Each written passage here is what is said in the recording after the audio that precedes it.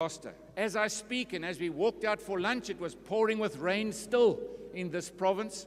We have had more than a week of solid rain, devastating weather, more than 200,000 citizens in this province displaced because of this weather incident that has now been declared a disaster. More than 44,000 structures damaged and destroyed. Many, many roads. As I stand here, more than 70 roads still underwater. But, Mr. President, it is about disasters, and I must say to Minister Schlabise, to the Deputy Minister, to the way that you reacted to this disaster, there's a new feeling behind this government of national unity, Mr. President. On Friday, we wrote to the Minister saying this needs a declaration of disaster. On Friday, we got an answer to say yes. On Monday, the Minister and the Deputy Minister came to visit. I want to say thank you very much. There's a new feeling to build a new and better country. But Mr. President, we will still fight in policing. Minister Mchunu, thank you very much for coming to visit us tomorrow, to come to listen, because our citizens feel gangsterism and crime every day. I am still going to work with you, but I'm going to fight for more devolution of power. I do believe it's the right thing to do, and I believe we will base it on data and evidence. And together, we will come up with solutions that will make it safer for the citizens in our province. Mr. President, I will support you on infrastructure, because if we don't have infrastructure enabling the growth and economic growth of our province and our country, we will not be able to deliver what we need to deliver. And that is electrical infrastructure, road infrastructure. Honourable Premier, your time has expired. Do I not get a closing comment, Madam Deputy Speaker? Sorry, no. I can't even do what was done before lunch. I hereby commit the Western Cape to building a better South Africa, to supporting the government of national unity, but we will make sure that this province gets its fair share while we are playing our fair part. Thank you very much.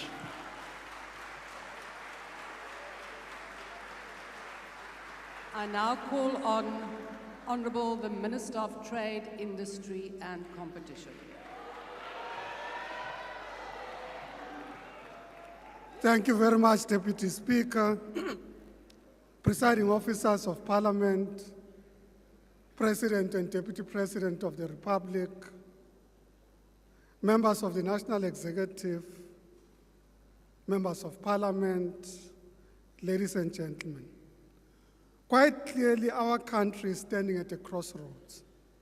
On the one hand, we face a tipping point if we maintain the status quo responsible for South Africa not realizing its full potential.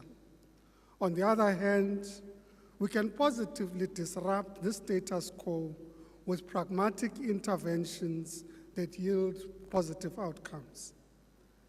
As the DTIC Group, our decision is clear in working to support and enhance the programs instructively outlined by the President in his speech last night. This is important, especially if we calculate the costs of poverty, which constitute 60% of the national budget. The reality is that we have to adopt a mission-oriented approach to industrial policy and strategy as articulated by Mariana Mazzucato. As Mazzucato argues, such a strategy is about co-creating markets instead of fixing markets and designing reciprocal partnerships around shared goals that produce shared value. She further argues that it requires a view of the state not just as a market fixer, but rather as a market shaper. As such, we must implement with laser focus the program of priorities outlined in the GNU to benefit all South Africans, most particularly the women, the youth, and people with disabilities. If we do not implement programmatic priorities of social justice, redress and poverty alleviation, then our nation building and social cohesion projects will remain an elusive ideal. In line with what was said by the President when talking about smart industrial policy, the DTIC Group will implement sectoral plans building on the successes recorded in the automotive, clothing and textile, retail, and agro-processing sectors. Every year, the South African economy spends 25% of the national wealth created on imported goods. Not only is this propensity to import much greater than our competitor countries, it is also out of sync with our development needs. We will reverse this in pharmaceutical and medical devices, green industries, food products, and manufactured goods, amongst others. Smart industrial policies and programs are being implemented to respond to the global market trends towards electric vehicles. As you know, in February this year, the Minister of Finance announced that the government will introduce an investment allowance for new investments. This will see producers having the opportunity to claim 150% of qualifying investment expenditure on electric and hydro-powered vehicles within the initial year.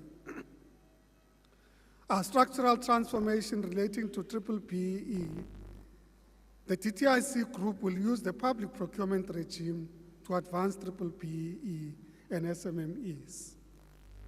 We will work with the National Treasury to ensure that the procurement bill under consideration by the President will be implemented. We're also aware that enterprise and supplier development elements of the codes have the potential to raise several billions from the private sector. Therefore, working very closely with the Commission in monitoring the contributions on enterprise and supplier development, Black industrialists and SMMEs will benefit from such financial contributions. The existential fact for South Africa is that transformation and redress are the precondition and rational basis for unity, for the unity of South African people as a whole. Our common prosperity is contingent on building a better life for all and not for some. In line with what the President said, the DTIC Group will refocus on industrialization in a targeted manner using available policy instruments. This through aggregating industrial financing to recapitalize the NEF, through utilizing equity equivalent measures directed at financing plus enterprise and supplier development initiatives, and through refocusing the IDC on industrialization-focused investments. Obviously, partnering is a critical component of our smart industrial programs. The private sector is an invaluable partner in financing and driving inclusive economic growth and enhancing our export capabilities through, for example, our export credit insurance cooperation. Furthermore, we are placing focus on regional industrial development. Our message to our SADC partners is a call to action for a united effort to promote regional industrialization. This will leverage South Africa's trade with Africa, which has increased significantly, growing from just over 343 billion rand in 2019 to just under 547 billion in 2023. This is what is meant by inclusive economic diplomacy. And South Africa has already launched preferential trade under the AFCFTA, with 12 products being traded in the continent since January this year. The AFCFTA is a game-changing initiative to leverage one of the fastest growing consumer markets in the world. A growing market that is young, tech-savvy, highly educated, and conscientious about implementing actionable Pan-Africanism for the 21st century. With approximately 450 billion rand in potential income gains from the AfCFTA, a significant portion will arise from improved trade facilitation measures that reduce red tape and simplify customs procedures. As I conclude, let us be mindful of the hazards of climate change, which has real negative consequences, as witnessed here in the Western Cape, in the Eastern Cape, and in KZN. Whilst acting to contribute to concerted climate action, we continue to advocate for the principle of common but differentiated responsibilities and respective capabilities in line of national circumstances. This is important in the context of trade, where countries in the global north introduce trade measures under the guise of climate action. Thank you very much.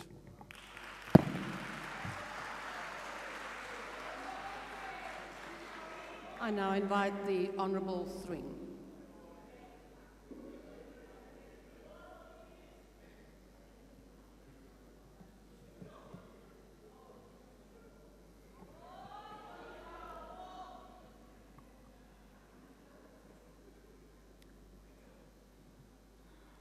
Honourable Deputy Speaker, Mr. President, on behalf of the ACDP President, Reverend Dr. Kenneth Meshwe, and our ACDP leadership, I wish to state again that the ACDP is not a part of the GNU for reasons that we have made clear.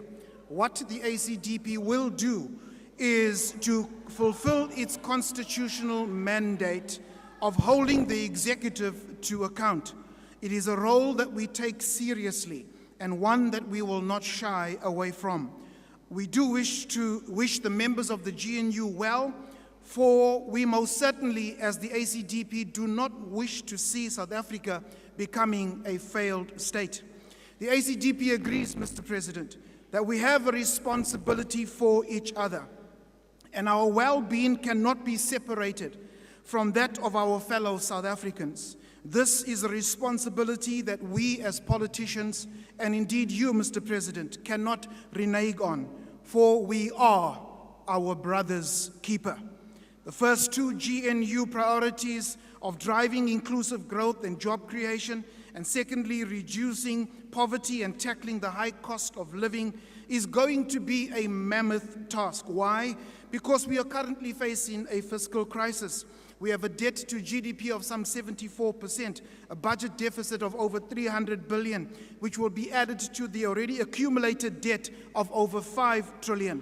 Our debt service costs are crowding out key service delivery programs from our different departments. We have a shrinking tax base where 3 million taxpayers contribute 95% of government revenue.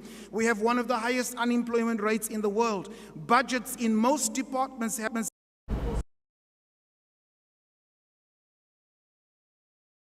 spoken of over so many years has now become so long that it is strangling SMMEs and economic growth.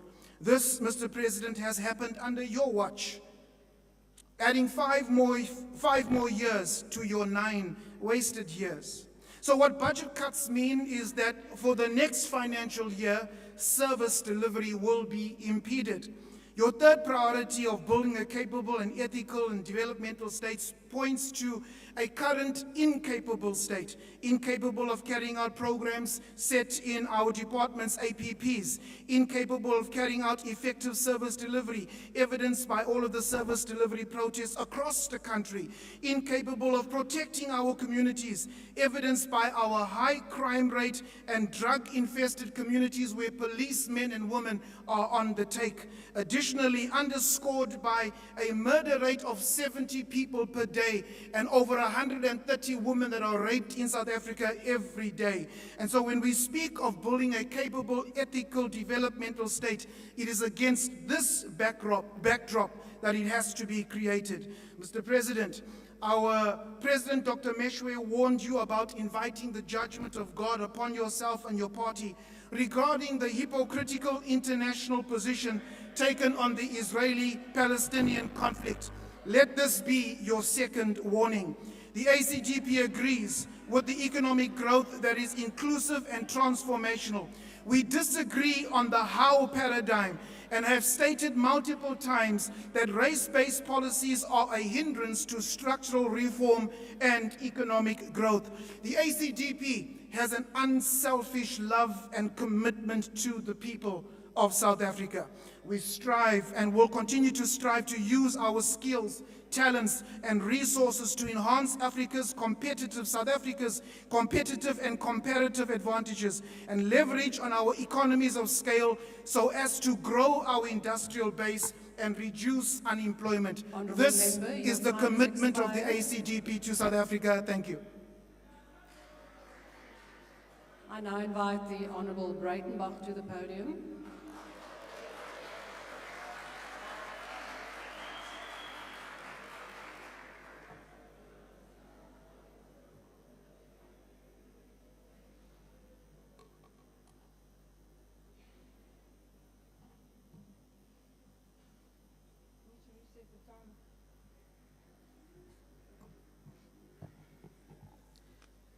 Madam Deputy Speaker, honourable members, as a matter of legal history, it is broadly accepted that there were two primary evils in the apartheid legal order: parliamentary supremacy and strict legal positivism. Parliamentary supremacy, in simple terms, meant that Parliament could pass laws in an unconstrained manner, and those who applied the law were to give effect to these laws, irrespective of whether they believed it to be right or wrong. In this regard, former Deputy Chief Justice Dikgang Moseneke pointed out that, and I quote, "Under apartheid, Parliament enjoyed supremacy, and no constitutional Bill of Rights provided any fetter on its legislative powers. Oppressive laws passed by Parliament could, for the most part, not be challenged by the courts. The apartheid regime was sustained by a lack of accountability and the construct of parliamentary sovereignty. At the time when the South African Parliament enjoyed parliamentary sovereignty, the appellate division and the judiciary more generally was a weak check on Parliament's powers. Parliament essentially enjoyed a monopoly on power." Close quote.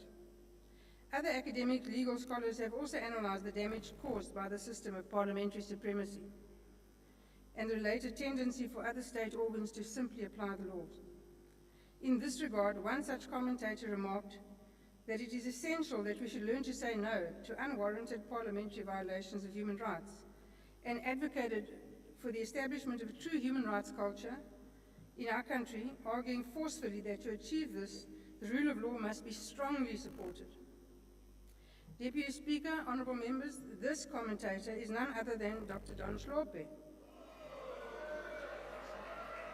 In a learned article in the South African Law Journal of February 1995, it is the very same Dr. Hlophe who now proclaims that our legal system, the one transformed from an apartheid-enabling system to one founded on the rule of law and human rights, is nothing but a system imposed upon us by our former colonizers, and is, if not the problem, then at least part of the problem in our country. He is, of course, now the leader of the MK party in this House. A cursory reading of the election manifesto of the MK party makes it very clear that they are not constitutionally inclined. Their goal, clearly stated, is to destroy our constitution. A constitution painstakingly drafted, lauded internationally, and one that has served us well. MK would replace our constitutional democracy with a government of parliamentary supremacy. Now, we know from our painful history that it is precisely that structure of government that gave rise to apartheid, the passing of racially discriminatory laws, and the causing of untold misery for all South Africans. Yet, upon entering the service of South Africans in this House, all MK MPs, like all other MPs, swore an oath to uphold and defend the Constitution. Those who drafted our Constitution did not contemplate a situation where those found wanting, when entrusted with upholding our Constitution, could simply move to another position where the same obligation was to be sworn to. However, the drafters, in their infinite wisdom, gifted us with a safeguard that to break down into constitutional supremacy and the rule of law requires the support of at least 75% of the members of this House. They did this because they realized that we needed a definitive break with parliamentary supremacy. if our constitutional democracy is to withstand those who try to subvert it. This firewall we will work ceaselessly to protect. The parliamentary leader of MK also swore an oath to uphold the Constitution when he became a judge. An oath that he regarded with such frivolity that he has become the first judge to be impeached in democratic South Africa for behavior so odious, so beyond the pale, that he was found guilty of gross misconduct by the Judicial Services Commission. Now, this is the man who is before you all today, a man who swore an oath repeatedly to defend and uphold our Constitution, yet he has now a stated intent to destroy our constitutional democracy. This is the type of political smoke and mirror game that is to be expected, a true homecoming for someone who has always seen himself as a politician, a man who cannot be trusted.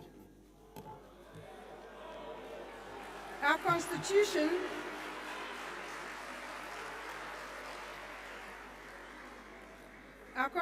embodies a never again moment. Please take your seat. Could you please take your seat? There is a point of order.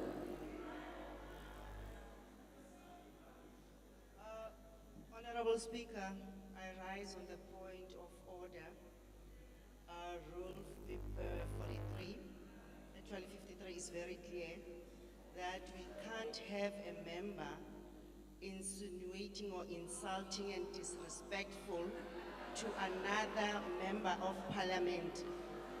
Rule 53 is very clear. So if Honorable Breitenbach can withdraw that, because she forgets herself that she's from NPA and she was charged criminally, so she can't impugn this to another member of parliament. Thank you. Thank you, Honourable Member. In your point of order, you in fact did the exact same thing as what you are accusing the Honourable Member at the podium.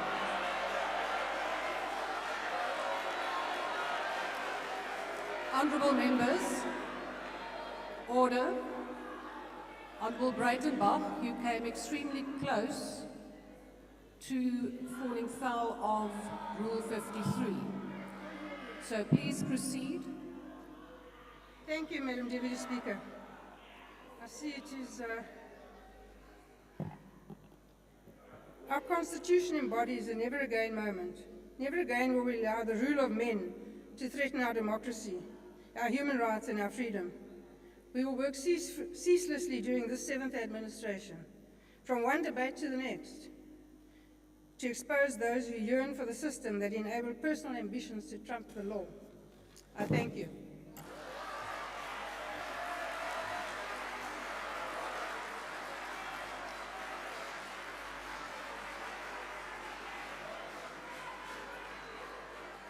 I now call on the Honourable Mahumapelo.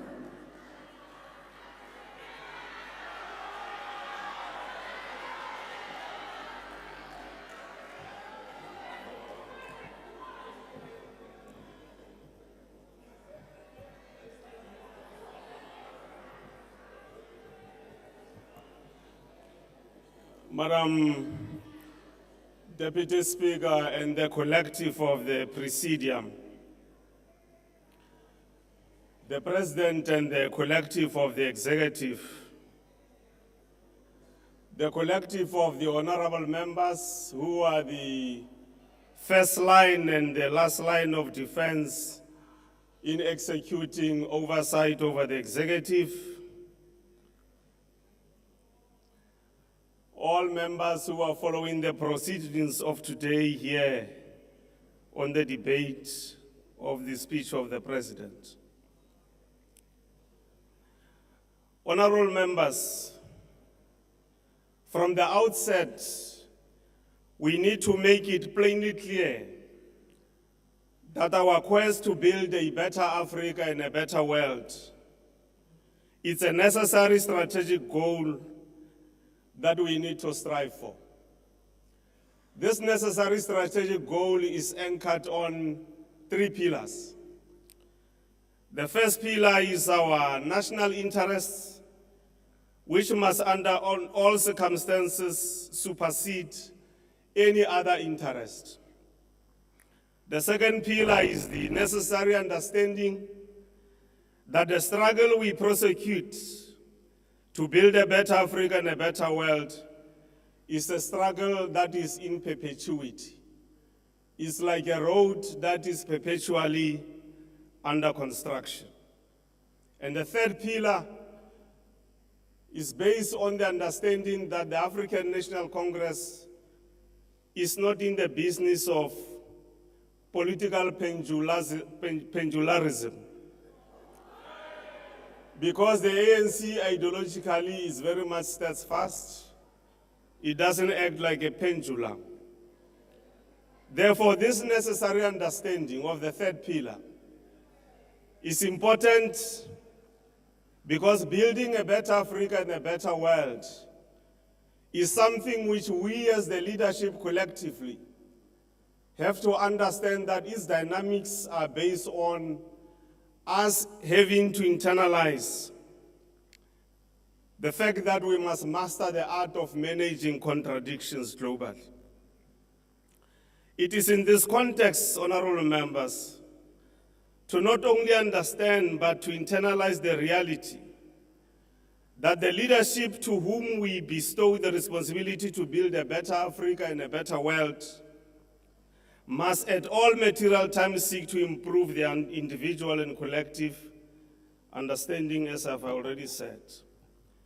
We must also make it patently clear that our approach as the ANC on matters of international relations and cooperation is premised on solid principles of democracy, peace, respect for sovereignty, anti-imperialism, cooperation, respect, and adherence to the rule of law, among other things. Bequeathed to us as this House and society in general, it is the unparalleled international solidarity work done by President Oliver Tambo and the African National Congress when they spared no energy nor strength to do work with the international community to bring about democracy in this country. Everything that they embarked upon to make sure that we annihilate, throttle, weaken, and ultimately defeat the monster of colonialism and apartheid, which was declared a crime against humanity by the United Nations, was done to precision and at all material times making sure that the entire globe is mobilized behind that task. In the same context, Madam Presiding Officer, bequeathed to us as a living generation is the practical step as part of our international solidarity undertaken, we welcomed and supported, which was welcomed and supported by the Algerian people when Nelson Mandela went out as part of practical expression of solidarity and got training for military purposes of executing the struggle in our country.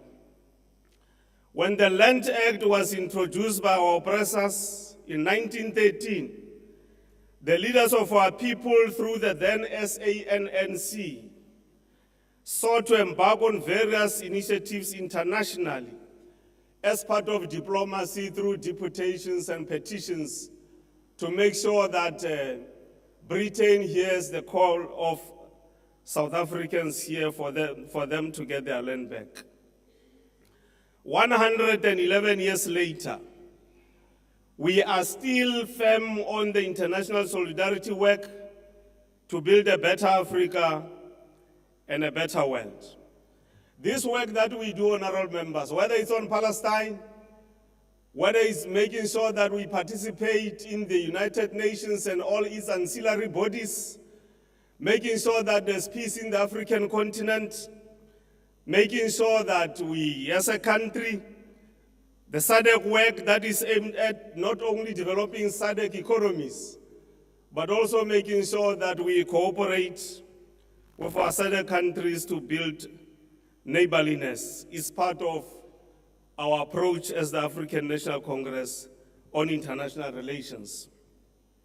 We have 370 trade agreements. Those trade agreements in the long term should find expression in the type of South Africa we seek to build, which is non-sexist, non-racial, and prosperous. The BRICS work that we do with countries that have been in BRICS and those that have joined BRICS is aimed at nothing else but making sure that we continue our quest to build a better Africa and a better world. The economy of Africa that we are trying to build, integrate, and grow through the AfCFTA is aimed also at making sure that part of the integration of the African continent includes necessary matters of growing its economies. I want to, Madam Speaker, as I conclude, because I can see the time is running out, to quote Pixley Kaisaka Seme. Pixley Kaisaka Seme said, "Today, we as the African people, the animosity that exists between the Zulus and the Tsongas, between the Basotus, and every native must be buried and forgotten. It has shed among us sufficient blood. We are one people. These divisions, these jealousies, are the cause of all our woes and all our backwardness and ignorance," close quote. We, the African people, honorable members, it is utmost necessary to bequeath to future generations a crystallized, solid, unshakable African unity upon which a non-racial, non-sexist, and a proper society will be built. This is an almost solemn prerequisite for us to succeed in building a better Africa and a better world. Ke a leboga, Musakgotla.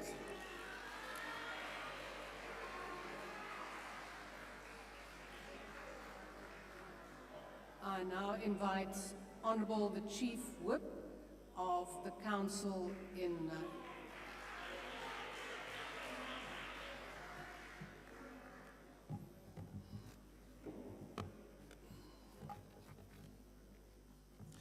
Thank you, Deputy Speaker, Honorable Speaker, Medi Diza, Honorable Chairperson of the National Council of Province, Mayor Philom Tsipane, His Excellency, the President of the Republic of South Africa, President Ramaphosa, the Deputy President, Paul Mashatile, President of SALGA, Honorable members.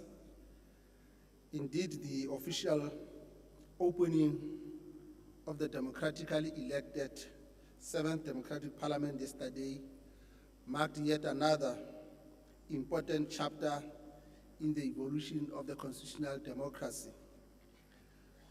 We are truly humbled that the official opening of the 7th of Parliament took place on a day that is dedicated to honor and celebrate the indelible legacy of our icon of global peace, humanity, and freedom, the late former President Nelson Mandela, as we honor the iconic life of the President Nelson Mandela in his self-service to humanity. We reaffirm our pledge to continue to work and tirelessly to liberate all our people from the persistent bondages of the legacy of poverty, deprivation, suffering, and all forms of discrimination and suffering that our people face. We do so, Deputy Speaker, because we must ensure that indeed we live and see in practice the concept of the people shall govern that the Freedom Charter spoke of in 1955. To achieve this, Deputy Speaker, we must have a People's Parliament and parliamentary constituency offices that are used as springboards for community outreach work. These offices must be the hub for advice, the engine rooms for discussion, and center where communities can receive. Indeed, we must appreciate the confidence in which our president took us into by convening the 7th Parliament, this joint sitting, to be able to take us through the priorities that the government of GNU has identified. Indeed, this is a confirmation that as the 7th Parliament, we assure you, President, that this will be an activist parliament. Honorable Deputy Speaker, the President has correctly characterized the May 29 national and provincial elections and their outcome that will go down in the narration of the profound stories of our democratic transition as one of the key chronicles of change since 1994. They are among the most critical watersheds in the evolution of our democracy. We deeply appreciate the role that our masses, our people, and their political mass democratic movements, the religious formations, women, youth, business, traditional leaders, have played in making sure that these elections further reaffirm our common destiny. As the African National Congress, Deputy Speaker, we take part in this debate with clear conscience that the formation of an inclusive government of national unity under the leadership of the mighty African National Congress remains a viable reality dictated by the popular will of the people. And as the Freedom Charter proclaims, there is no government that can justly claim authority unless it is based on the will of the people. Honorable Deputy Speaker, we commit to rally the 7th Parliament behind the President's vision because it is based on the government 30-year review of South Africa's democracy, which indeed provided detailed boilerplate of the state of our nation and documents in great detail the significant successes that our nation has made since the fall of apartheid in 1994. Of course, it also narrates stark challenges that our people still face as we steadfastly wage a concerted battle against the legacy of apartheid, colonialism, segregation, and apartheid special settlement. Honorable Deputy Speaker, the malignance of corruption, hard-pressed state capacity to provide basic services to the people, especially the local government, and the poor economic performance are among the critical setbacks and challenges of the democratic state over the recent past that the President has correctly identified as among the key strategic priorities of the 7th administration. As identified in the diagnostic report of the National Planning Commission, the fragmented planning, competing roles and poor policy coordination are among the key areas in the 3 spheres of our democratic governance that has to be attended to. Honorable President, as the African National Congress, we reaffirm our pledge to the people of South Africa to work with everyone and all sectors of our society in pursuit of Nelson Mandela's vision of a better future. We owe it to the legacy of President Nelson Mandela to join all our efforts in ensuring that our Constitution remains the firm and sole roadster that binds into the shared agenda founded on the values of human dignity. The Constitution, Honorable Deputy Speaker, locates the National Council of Province as the only legislative chamber whose oversight straddles across the 3 spheres of system of democratic governance. This gives it the unique and differentiated oversight role with immense possibilities, not only to strengthen integrated cooperative governance among the 3 spheres of our system of democratic governance, these 3 spheres that are distinct, interrelated, and interdependent. But therefore, the role of the NCOP at the cutting edge of strengthening our system of local government cannot be overemphasized.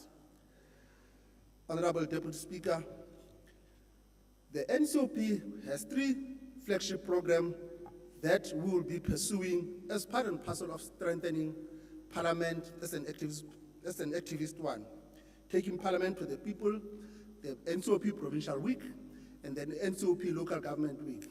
These programs have deepened the dialogue among the three spheres. Also, as the 7th Parliament, we recommit ourselves to ensure that the district development bundle will also be on our radar. Mr. President and honorable members, among the abiding critical lessons of the last 8 years of our democracy are three interrelated fundamental questions that require honest conversation and policy rethink if we are to turn our system of local government around in a more meaningful way. First is the current funding model of local government appropriate to address the developmental challenges of our communities. Secondly, how do we measure up the success of our democracy and the intervention of Parliament in the midst of municipalities that fail to fulfill their obligations in terms of the Constitution? And lastly, to what extent has our current public participation model fostered a responsive activist people's parliament? Indeed, the planning cycle of the committees of the 7th administration will definitely ensure that these three fundamental questions are responded to. But critical to that is the issue of public participation. Because, Mr. President, in the seminal Lamusa judgment, the court has outlined two interrelated important points when it comes to the importance of public participation. First, the duty of Parliament to provide meaningful opportunity for participation, and secondly, the obligation and commitment by Parliament to demonstrate the willingness to integrate people's voices in the policy making, and if not so, evidence to the effect why the views are not being integrated. In the same breath, our oversight, the success of our oversight must be measured by the impact that it makes in changing the lives of our people. This will require conscious and deliberate scrutiny of the reports of the relevant Chapter 9 institutions and partnering with them around key service delivery issues.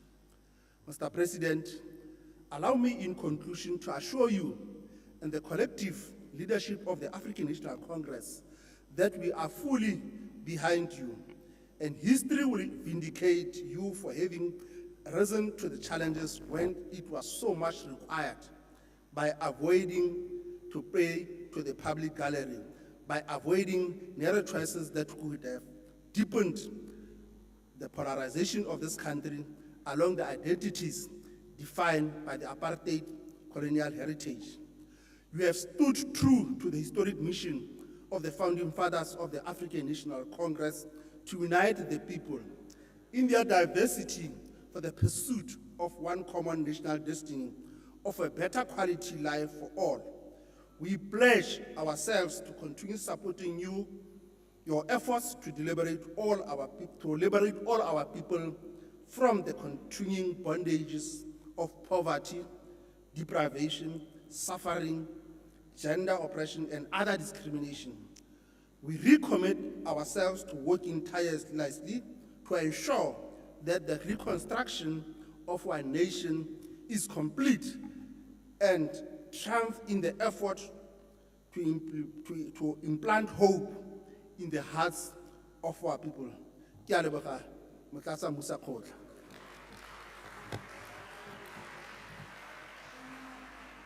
I now invite the Honourable Kwankwa. Thank you very much, Honorable Deputy Speaker. Honorable Deputy Speaker, democratic governance is always in a state of flux. It goes through various phases, which is constructed, deconstructed, and reconstructed. South Africans have actually asked us to reconstruct our democratic systems of governance. In so doing, I think what is important for us is the development of an overarching national narrative about what should be the priorities and development goals of our country as we go forward. And we do so in a manner that ensures that there's no contradiction between our founding principles or whatever program we are going to develop and the social realities on the ground. The other important issue, President, is that it is clear when you hold to account the various government departments that there has been no alignment, rather, between the National Development Plan and some of the annual performance plans of the different departments. If plans are going to be developed for the next 5 years, it's important the medium-term development plan you were talking about, it's important that there's alignment so that people are held to account for the targets that they are going to set going forward. President, South Africa faces a cost of living crisis of gargantuan proportions, with rocketing food and fuel prices, while aggressive interest rate hikes erode our people's disposable income. According to a research conducted recently, the annual average of a household food basket has increased by a whopping 64% from 2019 to 2023. And Stats SA General Household Service showed an indication that in 2022, social grants became number 2 as the source of income for households in our country, which means our people are living in poverty.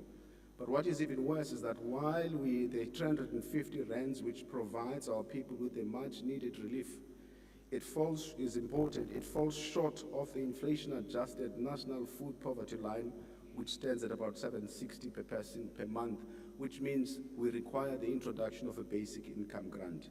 In light of the issues and the myriad of socio-economic challenges facing the country, such as the triple challenges of poverty, inequality, and unemployment, it is morally difficult to justify a millimoney state that provides no social safety net or security net for the poor. However, a durable solution to our problem in our country centers around the issue you cited yesterday, which is reigniting the economic growth of our country and putting our economy back on track. One of the issues you cited was the importance or the need for the reindustrialization of the South African economy. We support that entirely. Why? Because economic literature is replete with empirical evidence about the relationship, especially the positive correlation that exists between reindustrialization or industrializing and development in the country. However, it means that when we implement the new reindustrialization strategy, it must be done in a non-conventional sense. One, for example, it cannot be the domain of one department. We have to ensure that it requires an intensive coordination across a range of government departments in order for it to work. The other issue is that we need to maintain intersectoral linkages that are important to enhance and inform the robustness of the industrial policy design and implementation across government, meaning it's a mindset, it's not a one-off issue.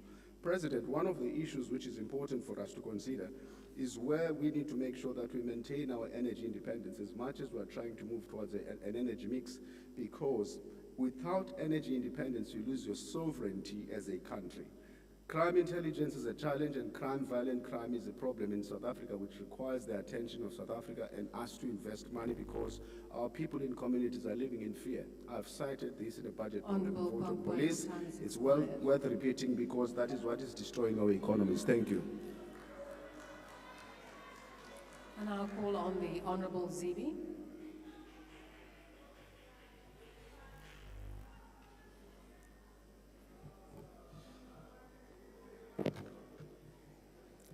Thank you, Honorable Deputy Speaker. Mr. President, the Honorable Deputy President, members of the Executive, and honorable members. Mr. President, there is little to disagree with in what you said last night, in outlining the matters that need yours and our collective urgent attention. The issues keeping South Africans awake at night have been self-evident for years. The goals we set for dealing with the same are also obvious. Which president would not say they want the best schooling for their country's children to guarantee a better future for them and our nation? Which president would not say they want safe, prosperous communities? And so, Mr. President, you said many of the right things. But it is also true to say that we live in a time that demands more of you and demands more of us in this House. We need a new language that reflects a new attitude on the same issues that are the symptoms of our ills as a society. We are a society where public servants live in fear of getting killed, such as Advocate Nodier, who was doing work for SARS and was shot and critically injured in eThekwini yesterday, in broad daylight. She was shot by assailants who strolled over to their getaway car. The rich walk and drive around surrounded by people armed with firearms bigger than those carried by your protectors, Mr. President. They send a message that says our state is weak and not the center of democratic power it must be. We are becoming numb to human suffering. Millions of people that in today's weather get to confront the depth of the indignity that torments their lives. And that this is where many children are born into inhumanity, grow up in inhumanity, lose hope, and die poor, having never seen the promised land. That, Mr. President, is a profound crisis. It was in this building just over 34 years ago, Mr. President, that you, as a much younger man, held the bullhorn for a revered Madiba as he addressed the South African people the day he walked out of prison.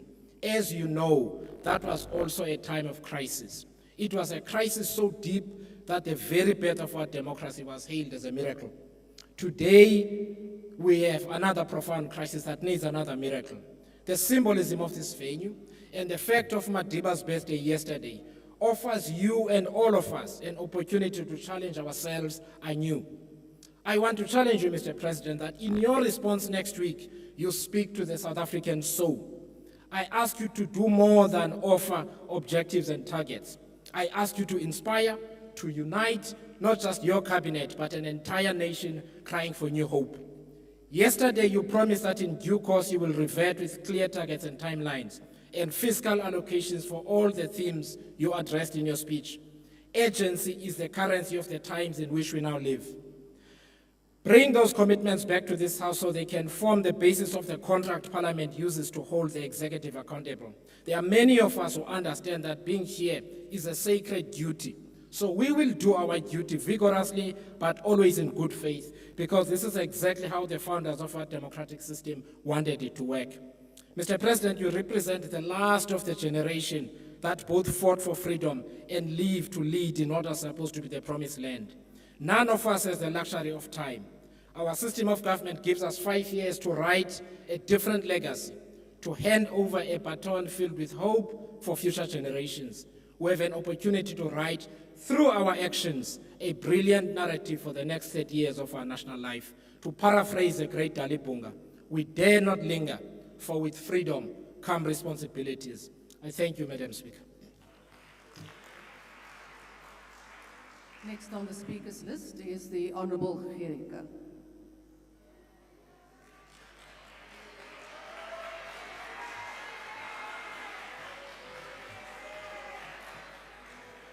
Thank you very much. Thank you, Deputy Speaker. In die belang van tyd gaan ek ook net sê alle protokol gaan af. Die opening toespraak van president Ramaphosa gisteraand sou mense wat vir die eerste keer na hom geluister het in ekstase en in opgewondenheid gehad het. Dit was gevul met goeie stories en vol beloftes.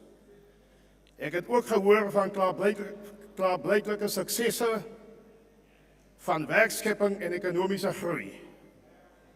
Ek is met eens herinner daaraan dat dieselfde storie van beloftes en 'n beter lewe vir almal ook voorgehou was by die president se Tumamina toespraak in die 2018 State of the Nation Address. Na sy joviale toespraak en beloftes het egter bitter min gebeur vir agtergeblewe Suid-Afrikaners. Inteendeel, onder die regering van president Ramaphosa het die werkloosheidssyfer die hoogte ingeskiet, informele nedersettings het vermeerder, meer besighede het al deure toegemaak, dienslewering protesoptogte het toegeneem en geweld en misdaad het deel geword van ons volk se daaglikse bestaan.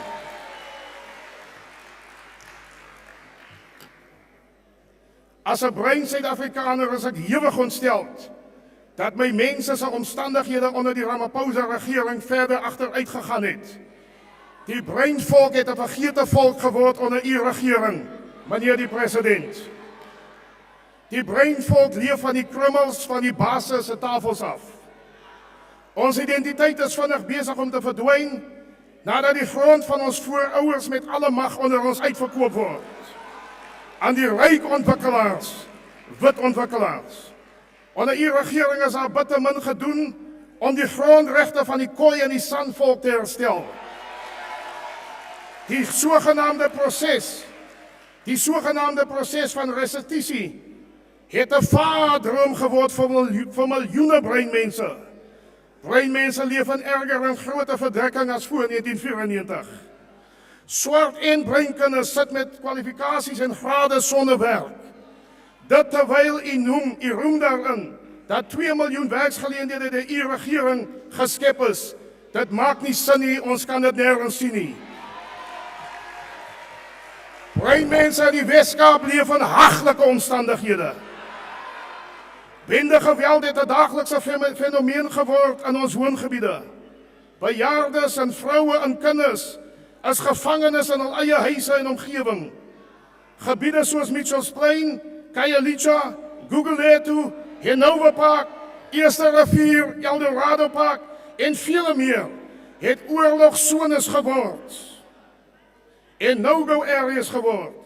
Dit terwyl wit gebiede dag en nag gepatrolleer word deur die Suid-Afrikaanse Polisiediens. 'n Totale sosiale verval is aanwesig in veral breingebiede. Tieners swangerskappe het die hoogte ingeskiet. Hierdie jong meisies het geen vooruitgang op 'n beter toekoms nie.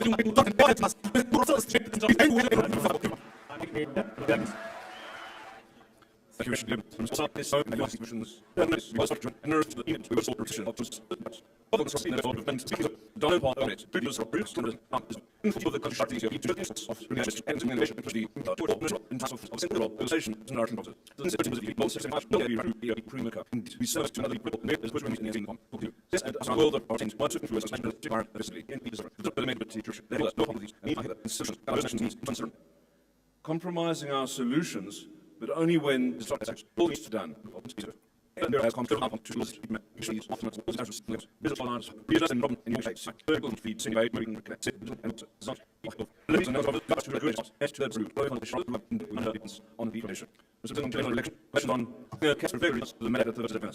look forward to hosting and ministers.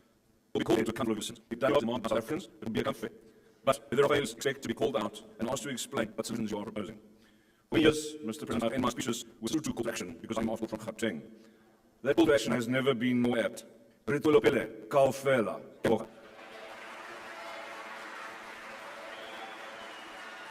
Now we call on the next speaker, that is the Honourable Deputy Minister of Human Settlements.